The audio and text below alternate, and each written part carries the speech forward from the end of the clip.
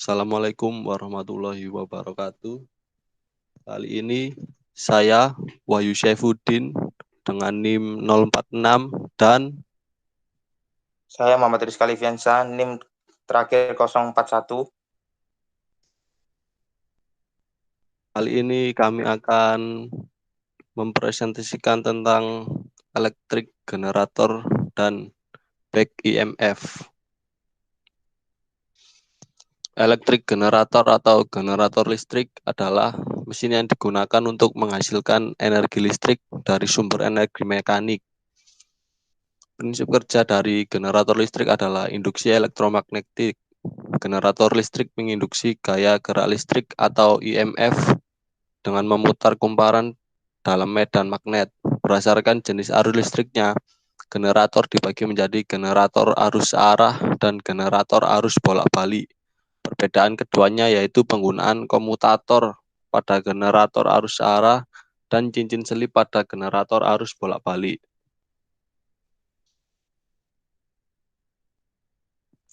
Generator arus searah. Generator arus searah yaitu suatu mesin pengubah energi mekanik menjadi listrik searah. Secara mekanik memakai komutator atau secara elektronik memakai dioda semikonduktor dan menghasilkan arus DC. Untuk menentukan arah arus pada setiap saat berlaku pada kaidah tangan kanan, yaitu ibu jari menunjukkan gerak perputaran, jari telunjuk menunjukkan medan magnet kutub U dan S, jari tengah menunjukkan besaran galvanis tegangan U dan arus I untuk perolehan arus searah dari tegangan bolak-balik.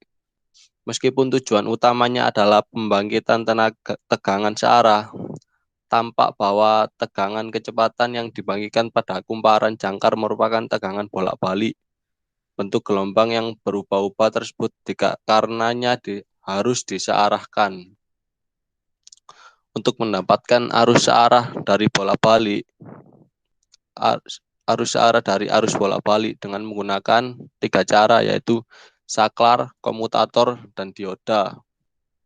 Yang pertama, saklar.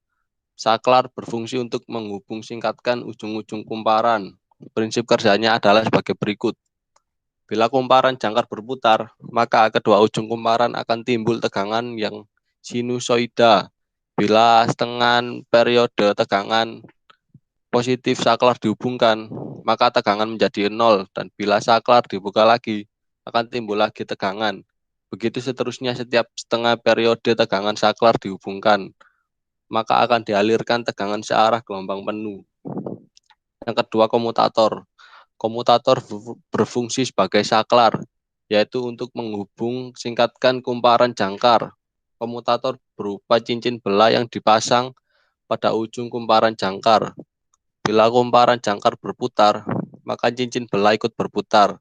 Karena kumparan berada dalam medan magnet, akan timbul tegangnya bolak-balik sinusoidal. Bila kumparan telah berputar setengah putaran, sikat akan menutup celah cincin sehingga tegangan menjadi 0. Karena cincin berputar terus, maka celah akan terbuka lagi dan timbul tegangan lagi. Bila periode tegangan sama dengan periode perputaran cincin, tegangan yang timbul adalah tegangan arus searah gelombang penuh. Yang ketiga adalah dioda. Dioda adalah komponen pasif yang punya sifat-sifat sebagai berikut. Bila diberi prasikap maju, bisa dialiri arus. Bila diberi prasikap balik, dioda tidak akan dialiri arus. Berdasarkan bentuk gelombang yang dihasilkan, dioda dibagi dalam penyearah setengah gelombang dan penyearah satu gelombang penuh. Generator arus bolak-balik adalah generator yang berfungsi mengubah tenaga mekanis menjadi tenaga listrik arus bolak-balik. Generator arus bolak-balik sering juga disebut sebagai alternator, generator AC atau generator sinkron. Generator AC memiliki prinsip kerja menggunakan prinsip elektromagnetik dan ada satu komponen yang membuat arus listrik yang terbangkitkan berupa arus bolak-balik. Komponen tersebut adalah slip ring. Generator AC menggunakan slip ring dalam bentuk lingkaran penuh yang berbeda dengan slip ring pada generator DC yang berupa cincin belah. Sistem pembangkitan generator AC. Generator satu fasa. Generator yang dimana dalam sistem melilitnya hanya terdiri dari satu kumpulan kumparan yang hanya dilukiskan dengan satu garis, dan dalam hal ini tidak diperhatikan banyaknya lilitan. Ujung kumparan atau fasa yang satu dijelaskan dengan huruf besar X dan ujung yang satu lagi dengan huruf U. Generator tiga fasa. Generator yang dimana dalam sistem melilitnya terdiri dari tiga kumpulan kumparan yang mana kumparan tersebut masing-masing dinamakan lilitan fasa. Jadi pada statornya ada lilitan fasa yang ke satu ujungnya diberi tanda U min X. Lilitan fasa yang kedua ujungnya diberi tanda dengan huruf V min Y. Dan akhirnya ujung lilitan fasa yang ketiga diberi tanda dengan huruf W min Z. Hukum Faraday menyebutkan jika terjadi perubahan garis gaya magnet pada sebuah kumparan kawat, maka akan timbul gaya gerak listrik atau GGL. Pada kawat tersebut, jika kumparan kawat dihubungkan dengan rangkaian listrik tertutup, maka akan timbul pula arus listrik yang mengalir pada rangkaian. Kaidah tangan kanan Fleming jika posisi jari tangan kanan seperti pada gambar di samping, ibu jari menunjukkan torsi, telunjuk menunjukkan medan magnet, dan jari tengah menunjukkan arah arus listrik.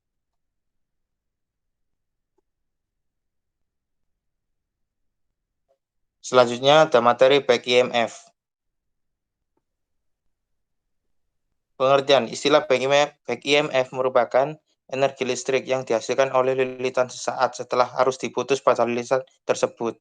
EMF atau electromotive force yang artinya EMF tersebut ditimbulkan oleh angker dinamo yang melawan tegangan yang diberikan padanya. Teori dasarnya adalah jika sebuah konduktor listrik memotong garis medan magnet, maka timbul GGL pada konduktor. Berikut adalah gambar EMF atau gaya gerak listrik. Medan yang terus berubah dihasilkan oleh penggunaan EMF. EMF kembali disebabkan oleh pemotongan medan yang terus berubah pada konduktor. Lalu timbulnya EMF tergantung pada 1. Kekuatan garis flux magnet, 2. Jumlah lilitan konduktor, yang ketiga sudut perpotongan flux magnet dengan konduktor, dan yang terakhir kecepatan konduktor memotong garis flux magnet. Ya, sekian dari kelompok kami.